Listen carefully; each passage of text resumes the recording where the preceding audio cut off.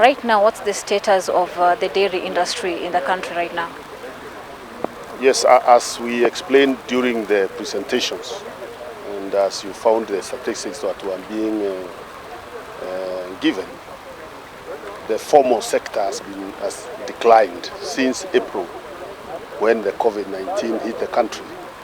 The formal sector has declined by over 40%. What that means is that either the farmers, because of the shock and the uncertainty of the market, stopped feeding the animals, because a lot of the milk production is actually the feed, and therefore that reduced the production. That's one of the reasons. The other reason obviously is that a lot of the milk is going through the informal process. Since schools have closed, hotels have closed, there's a lot of consumption, actually already picked by dairy board. A lot of consumption at the farm level, because most of the farmers are smallholder farmers who produce the milk. So the children are also consuming the milk at home. Yeah, so clearly, because of that, the capacity, the processors who rely on that milk to process for the market have a big shortage of milk, and therefore that's why we have advised KCC to release some of the stock it has in the food security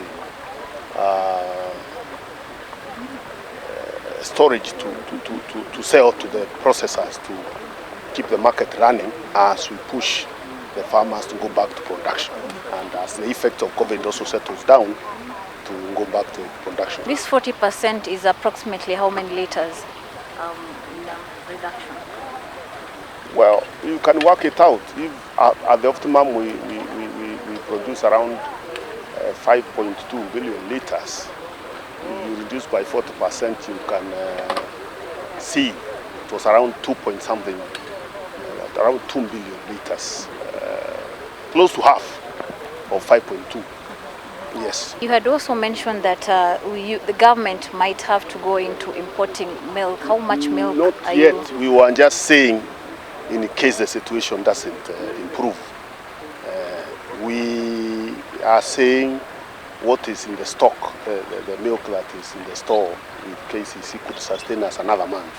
We believe by that time the production will have improved.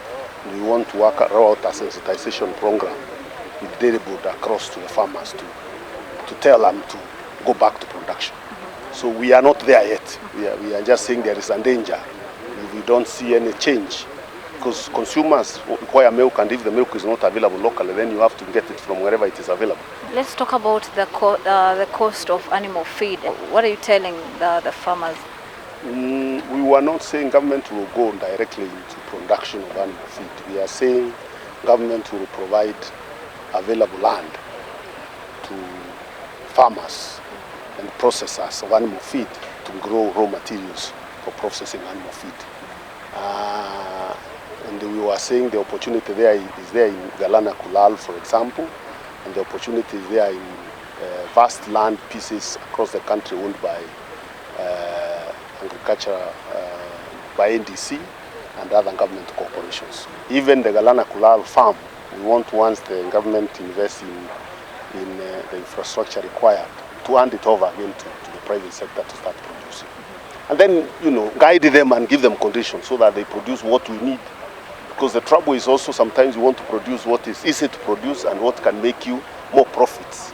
We will want, when we conclude this policy, to require investors who will lease those lands to produce what the country needs, what we are importing, for example, sugar, raw materials for animal feed, for example. They must invest in cotton production, they must invest in soya production, they must invest in hay production, the raw materials that the country requires. You said Galana is ready for private investment. Do you have any in mind? Does government have any in mind, or you're still looking? We are saying will be ready in a very short while.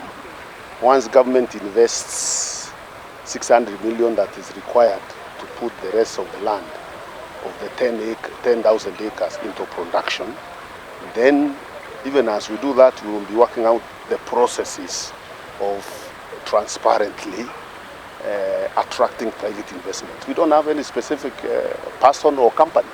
Usually you do it transparently, you invite investors from across the world who have the capacity and the wherewithal to do, because it's not a small thing. It's not like getting small-scale farmers, settling them there to grow 2 acres or 3 acres. You want investors who can do thousands of acres. Thousands of acres. So it means they have to demonstrate capacity in terms of resources. They must demonstrate expertise in that area of producing food that is demonstrable for over the years. So it's a process that will require to be guided. A roadmap is being developed. Once it is ready, then we will be able to announce and then go through a process of transactional and advisory to pick the right people to invest in those areas. Then we put conditions. Do you have any time frame? The problem we have had is with this issue of leasing is that people who don't have capacity, traders who want to sublease lands, are the ones who have been picking leases of government land. That's why no production has taken place.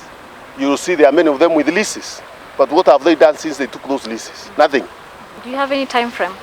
We are already, working on a cab memo that will guide the process. Because it's a matter that NDICC is already discussing. A technical team made of PSs visited Galana.